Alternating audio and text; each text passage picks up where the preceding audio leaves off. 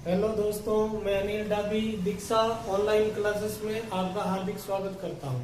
पिछले वीडियो में हमने समांतर श्रेणी के बारे में पढ़ा था और प्रश्न 5.1 का पहला प्रश्न हल किया था। ठीक है, उसकी कुछ क्वेश्चन मैंने हल करवाए थे और बाकी क्वेश्चनों को आपको हल करने के लिए दिए थे। ठीक है, अब हम उसको आगे बढ़ाते हुए आज इस वीडियो में 5.1 को कंप्लीट करने की कोशिश करेंगे। ठीक है, तो 5.1 प्रश्नावली।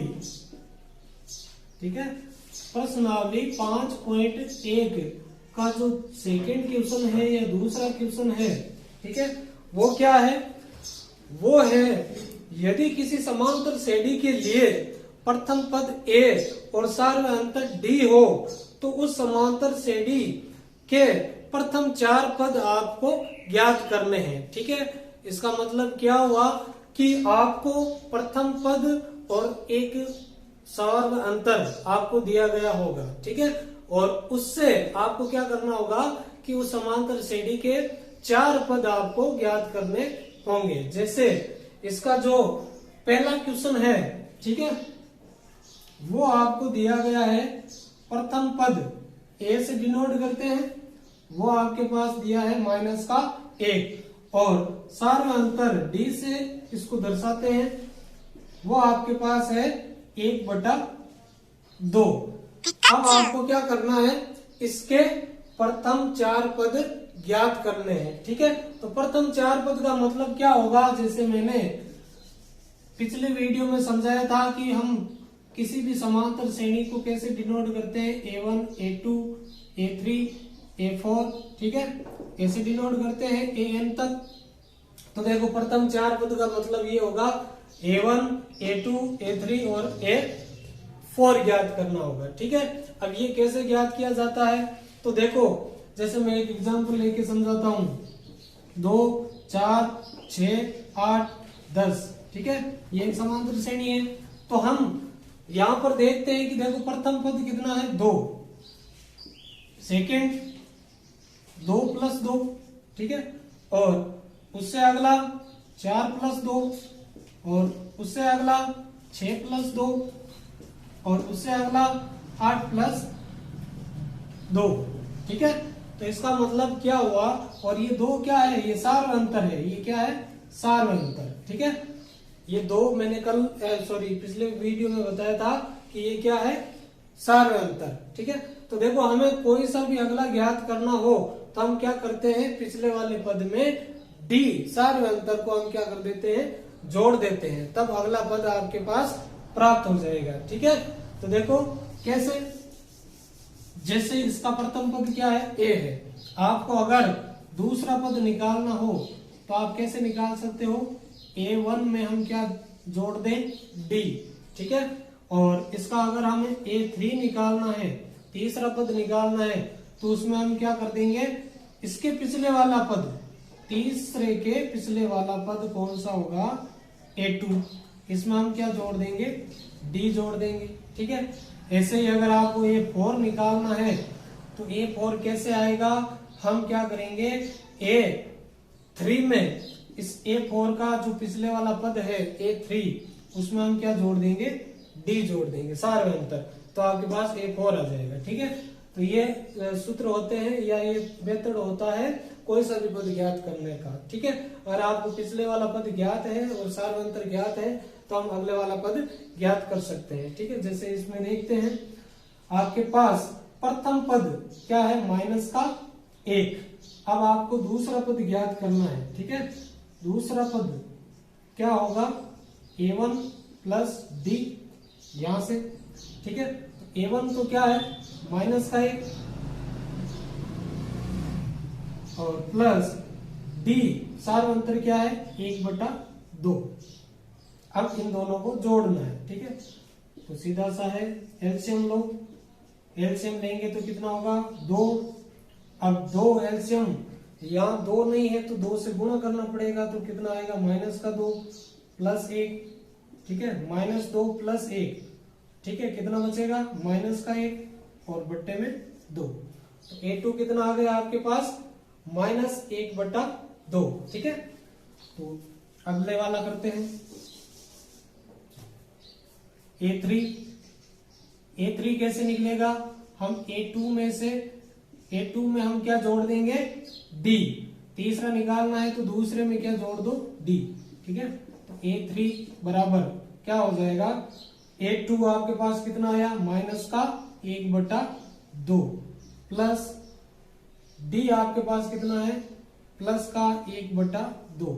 ठीक है, तो इन दोनों को जोड़ो तो देखो माइनस का 1/2 और प्लस का 1/2 ये दोनों आपस में कैंसिल हो जाएंगे और बचेगा क्या? 0। ठीक है, तो A3 का मान कितना आया? 0। ऐसे ही आपको A4 का मान ज्ञात करना है। तो A4 का फॉर्मूला क्या होता है? इसके पिछले वाला पद A3 में हम क्या जोड़ देंगे? सार्वंतर D। तो A3 आपके पास कितना आया? 0। अब इस 0 में हम क्या जोड़ दे? D।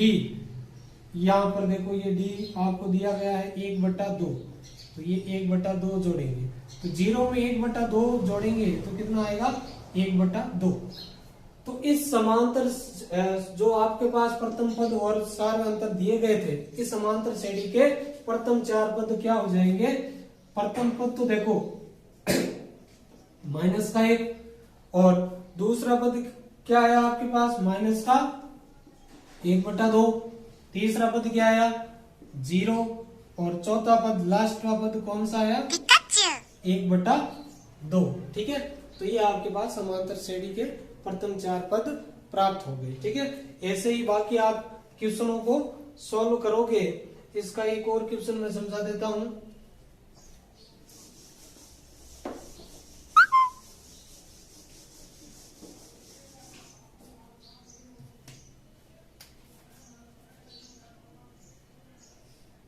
इसका जो 6 नंबर क्वेश्चन है, ठीक है, वो मैं समझा देता हूं। जैसे इसमें प्रथम पद आपके पास दिया गया है माइनस का 1.25। ठीक है, और सार्वंतर आपके पास दिया गया है माइनस का 0.25। ठीक है, इसके क्या करने हैं? आपको प्रथम 4 पद ज्ञात करने हैं। ठीक है, तो कैसे ज्ञात करेंगे? मैंने फॉर्मूला सारे बता दिए हैं। ठीक है, सबसे पहले प्रथम पद आपके पास कितना है? माइनस का 1.25। ठीक है, अब A2 मतलब कि दूसरा पद हम ज्ञात करेंगे, तो दूसरा पद ज्ञात करने का क्या फॉर्मूला होता है?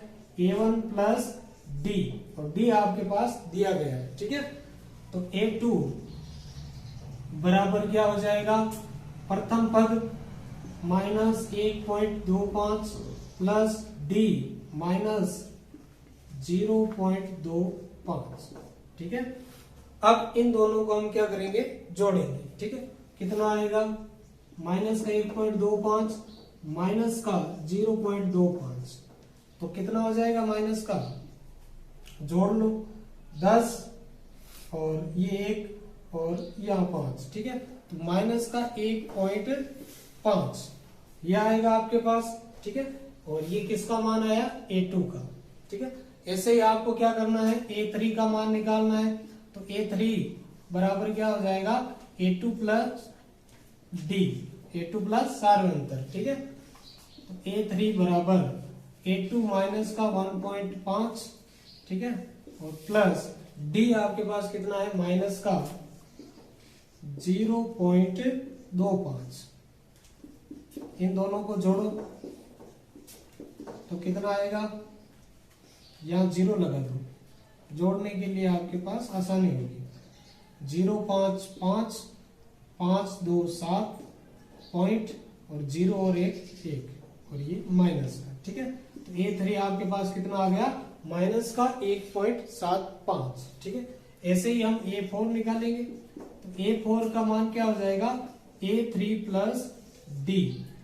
A4 बराबर क्या हो जाएगा? A3 का मान कितना आया? माइनस का 1.75 और प्लस D आपके पास कितना है? माइनस का 0.25। इन दोनों को जोड़ देंगे हम। ठीक है, तो माइनस का 1.75 माइनस का 0.25। अब जोड़ो इसको, तो 5 5 10 0 और 7 2 9 और एक 10 पॉइंट और 1 और 0, ठीक है। कितना हो जाएगा 1 और यहां से एक असल का आ जाएगा तो 2 माइनस का 2, ठीक है। तो यहाँ पर लिख रहा हूं मैं A4 इजिकल टू कितना आएगा माइनस का 2, ठीक है। तो ये आपका प्रश्न नंबर 2 का कौन सा पार्ट था, छठा पार्ट था, ठीक है। और ऐसे ही हम आगे बाकी सारी क्वेश्चन आप करोगे, ठीक है, करने की कोशिश करना। और हम आप आगे करेंगे तीसरा क्वेश्चन। अब हम देखते हैं तीसरा प्रश्न, ठीक है। तीसरा प्रश्न क्या है, संख्याओं की निम्नलिखित सूचियों के लिए समांतर श्रेणी की जांच कीजिए। यदि इनमें से कोई समांतर श्रेणी है तो इसका सारा अंतर ज्ञात कीजिए तथा इसके अगले 4 पद लिखिए, ठीक है। तो देखो इसमें हम कैसे पता लगाएंगे कि कोई समांतर श्रेणी होती है या नहीं होती है। जैसे मैंने इसकी परिभाषा बताई थी कि कोई भी श्रेणी अगर हो, ठीक है, और उसके 2 क्रमागत पदों का अंतर पूरी श्रेणी में समान रहे तब हम उसको क्या बोल सकते हैं, समांतर श्रेणी। तो इसकी कैसे जांच करेंगे, जैसे पहला क्वेश्चन देखते हैं। पहला क्वेश्चन है आपका 2 5/2 3 7/2, ये आपके पास एक श्रेणी दी गई है। अब इसमें आपको बताना है कि ये समांतर श्रेणी है या नहीं है। तो ये समांतर श्रेणी कब होती है, जब इसके किन्हीं 2 क्रमागत पदों का अंतर हम देखें तो वो समान होना चाहिए। अगर आता है तो समांतर श्रेणी है, और अगर ये अंतर अलग आता है, ठीक है, समान नहीं आता है, तब ये समांतर श्रेणी नहीं है, ठीक है। तो ये इसका A1, ये इसका A2, ये इसका A3, ये इसका A4, ठीक है। तो इसका सारा अंतर निकालते हैं इन दोनों का, A2 माइनस A1 से, तो क्या आएगा 5/2 माइनस 2, ठीक है। एलसीएम लिया तो 2 5, यहाँ 2 नहीं है इसलिए 2 से गुणा करेंगे तो 4, तो क्या आया 1/2। तो देखो A2 माइनस A1 इन दोनों का अंतर कितना आ रहा है 1/2। ऐसे ही अगर हम निकालें इन दोनों का अंतर A3 माइनस A2 तो वो कितना आएगा, तो A3 आपके पास कितना है 3 माइनस A2 कितना है 5/2 और बट्टे में 1, ठीक है। एलसीएम लेने के लिए तो यहाँ एलसीएम लो, कितना आएगा 2, यहाँ 2 है नहीं तो 2 से गुणा कर देंगे तो कितना 6 और माइनस 5, तो कितना आएगा 1/2। तो देखो इन दोनों से भी कितना आया D 1/2, सारा अंतर दोनों का बराबर आया, ठीक है।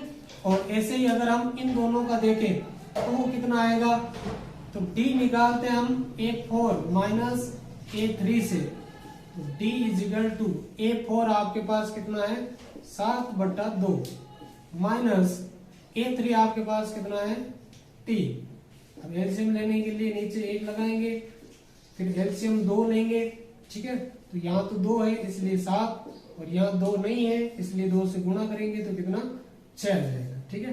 तो D बराबर क्या आ जाएगा 1/2, 7 में से 6 जाएगा तो 1 बचेगा और बटे में 2। तो देखो इन तीनों का हमने अंतर निकाला, ठीक है, इन दोनों का, फिर इन दोनों का और फिर इन दोनों का। ये अंतर तीनों इक्वल आए, बराबर आए, इसका मतलब ये क्या हुआ कि ये समांतर श्रेणी है, ठीक है। अगर तीनों का अंतर अगर बराबर आता है तो इसका मतलब क्या है, ये समांतर श्रेणी है, और इसका सारा अंतर क्या है 1/2। और इसके आगे प्रथम 4 पद ज्ञात करने हैं, तो 4 पद मैंने पिछले वाले क्वेश्चन में मैंने बताए थे, उस तरीके से आप ज्ञात करोगे, ठीक है। और इसका एक और क्वेश्चन मैं समझा देता हूं और बाकी क्वेश्चन आप करोगे। एक क्वेश्चन है इसका 7वां 0.2 0.22 और 0.222, ठीक है। ये आपके पास श्रेणी दी गई है। अब इसमें आपको बताना है कि ये समांतर श्रेणी है या नहीं है, ठीक है।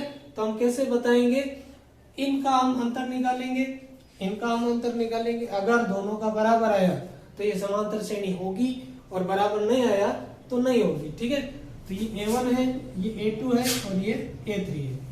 तो D हम निकालेंगे पहले इन दोनों का। ठीक है, तो A2 माइनस A1, तो D is equal to A2 कितना है 0.22 माइनस A1 कितना है 0.2, तो D इज इक्वल टू, अब इसमें से घटाओ, अगर आप माइनस नहीं करना आता है तो यहाँ 0 लगा दो। ठीक है, तो 2 में से 0 गया 2 में से 2 गया 0, और 0 में से 0 गया तो 0, तो कितना आया 0. D is equal to 0.02। ठीक है, ऐसे ही आगे हम क्या करेंगे, D की वैल्यू निकालेंगे, मान निकालेंगे इन दोनों से, A3 माइनस A2 से निकालो। तो A3 तो कितना है 0.222। ठीक है, माइनस A2 आपके पास कितना है 0.22। ठीक है, अब इसमें से माइनस करना है, यहाँ 3 है और यहाँ पॉइंट के उधर 2 है, तो एक 0 लगा दो। अब 2 में से 0 गया तो कितना बचेगा 2, 2 में से 2 गया 0, 2 में से 2 गया 0 पॉइंट, और 0 में से 0 गया 0, तो D का मान कितना आ गया 0.002। अब देखो ये दोनों बराबर है या नहीं है, यहाँ पर D का मान 0.02 और यहाँ पर 0.002। ठीक है, तो यहाँ पर एक ही 0 है, यहाँ पर 2 0 है, इसका मतलब ये क्या आ गए, अलग अलग आ गए। ठीक है, अब इन दोनों का मान अलग आ गया, इसका मतलब ये दी गई श्रेणी आपकी समांतर श्रेणी नहीं होगी। ठीक है, क्यों नहीं होगी, क्योंकि इसके आपके पदों का अंतर, जो दो क्रमागत पदों का अंतर निकालते हैं वो क्या है, इक्वल नहीं है। हम क्या लिखेंगे, दी गई श्रेणी या श्रेणी एक समांतर श्रेणी नहीं है। ठीक है, क्यों नहीं है, क्योंकि ये दोनों D इक्वल नहीं है। ठीक है, तो दोस्तों बाकी क्वेश्चन आप करने की कोशिश करना, मैंने ये तरीका आपको समझा दिया है, इसी तरीके से सभी क्वेश्चनों को करना है। और अगर आपको वीडियो अच्छा लगा है तो इसको लाइक करें, सब्सक्राइब करें और ज्यादा से ज्यादा शेयर करें। ठीक है, धन्यवाद।